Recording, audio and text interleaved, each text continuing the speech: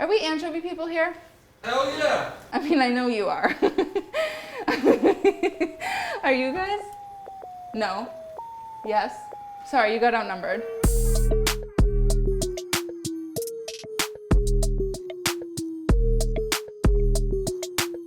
Oh, I opened right to it. Okay, welcome back to Hit the Kitch.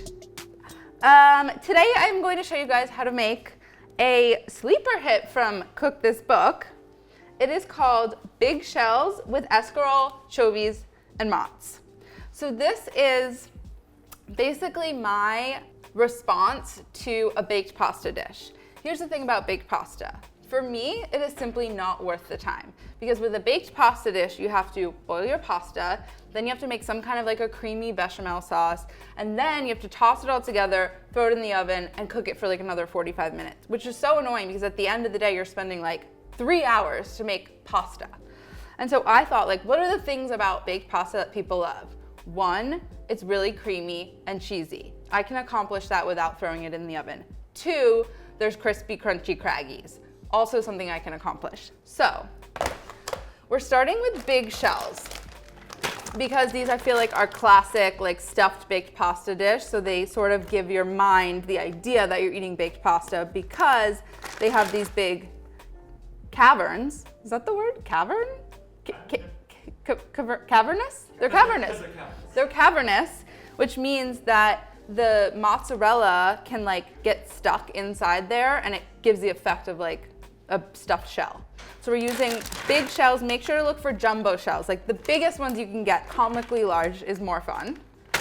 It has escarole, which I think is a oft overlooked green and is really lovely in a pasta dish. And it cooks down, it's like slightly bitter, but really juicy and gives a little green to the dish. There's gonna be fresh oregano for a little herbal moment. The sauce is made out of heavy cream, fresh mozzarella, parm, anchovies, though it's not fishy, so don't get scared, garlic, which I didn't grab, panko breadcrumbs, and red pepper flakes. So the first thing we're gonna do is just prep ourselves out, as we always do. We're gonna do some mise en place. I am going to get a large pot of boiling water going, and we're gonna get to work. Okay, so we're gonna slice some garlic, about 8. I'm actually gonna do like 12, because I feel like garlic today. Smash. Okay, so we're thinly slicing the garlic. So this is like a great moment to test out your knife skills and just be intentional about the way you slice your garlic. I am just tearing a ball of fresh mozzarella into little, 1 or 2 inch irregular pieces because they're gonna kind of melt into the sauce. But we want them to stay in chunks because we want them to melt and be like sucked up by the shells. So we're not gonna grate it because we don't want it to fully disperse into the sauce. We have 1 big head of really beautiful escarole that I'm gonna just tear.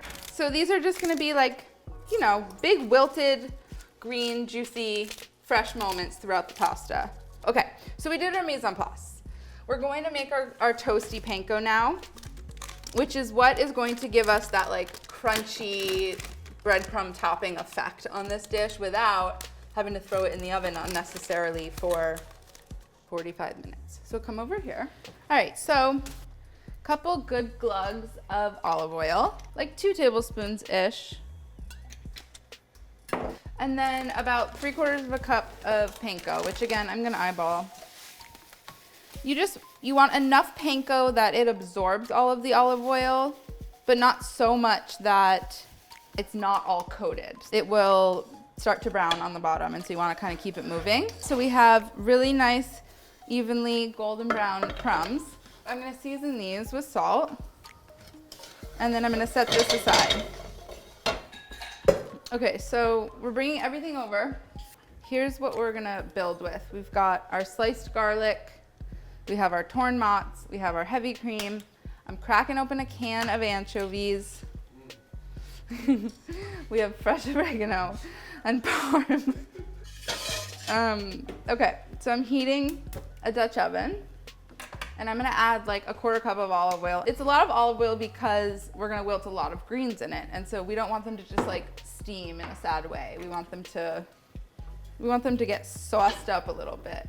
And to that, we're going to add all of the sliced garlic, a bunch of anchovies, so like 5 of them if they're big, more if they're small. And you can just go right in with the anchovies. You don't have to chop them, contrary to popular belief, because when anchovies start to heat up, they just disintegrate almost immediately, and so they'll just like cook right into the sauce. We're basically building a cream sauce here, so we're not looking for browned garlic here. Okay, so this feels good. Like I feel like we've sizzled the garlic out. It's really aromatic, so I'm gonna add now the escarole in handfuls and just wilt it down as I go. And you'll see it's gonna lose its volume really quickly. I freaking love escarole. Does not get enough love. Okay, so we're gonna season the escarole with salt now. This is a good time to do it because it's kind of collapsing and it's gonna soak in all the seasoning right now as it cooks. And then what I'm gonna do now that it's all in the pot is just cover it for a sec. Turn the heat down to low and just let it like wilt in there. The steam that we capture inside the pot is gonna help cook it quickly. And ultimately what we wanna do is cook off all the water. So if we open the pot and there's water at the bottom of the pot, we're gonna keep cooking it until the water dries off and all that's left is olive oil, because we don't wanna have a watery sauce. That would be less than ideal. So these shells are huge and they take up a lot of space, and so we're only gonna use 12 ounces of them, which I know is really annoying because this is gonna be a pound of pasta. But that's just how it's gonna have to be because they just expand so much that a full pound of these is a lot. 3/4 of a package if it's a pound. So I'm just giving those a stir. Oh, I'm gonna season it with red pepper flake actually. So I like this dish to be pretty spicy just because it's so fatty and cheesy. I like a lot of heat, but if you don't like it, no need. You can also do a little black pepper. So if you guys, can you guys hear that? You hear that it sounds like sizzling oil again? Like if there's not water floating around in there, that's not the sound of boiling water, that's the sound of sizzling oil, which means that we've cooked all of the water off, which is great. Because now we're gonna add heavy cream and we don't wanna add that to water. So we're adding like a 1/2 cup or so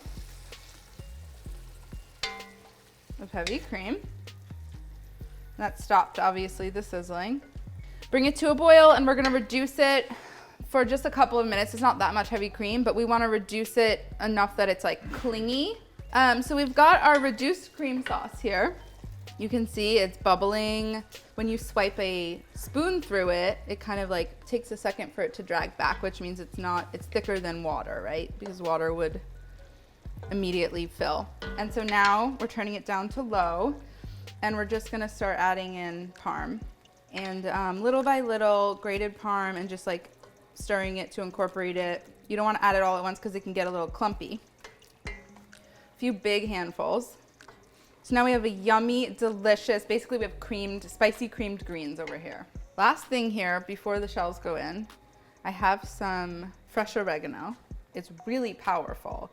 So you don't wanna use a ton of it. And it's good to kind of like break it up so that you don't encounter a large leaf.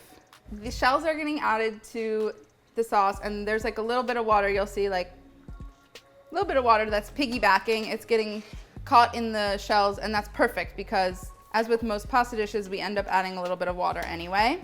So this way we won't really need to. And then we're gonna look at the consistency of it. And it looks like a little bit loose to me here still, so I'm gonna add a little bit more parm that will help thicken it up. A little more oregano. Granted, I didn't measure anything. Look at this is so pretty. Okay, so now I just scattered the mozzarella over and I'm just gently encouraging it to nestle in and start to melt. Do we see this? And then come over here and we'll finish it. So there's our pot of cheesy shells. And then we just do this. We just go straight to the crispy bits and we scatter the panko all over it. This is gonna be a very large bite, an unattractively large bite. Blow on that, you're gonna burn your mouth. Every once in a while you get a pocket of mozzarella, which is nice because It's a little bit of like relief from all the garlic in there. And then there's this like juicy escarole in there. And by the way, it doesn't taste like anchovies. It tastes good. Oh. Oh. Looks like a cheesy garden. Ooh, look at that. Whoa. Rinse the terabithia right there. Yes, Wow. seriously.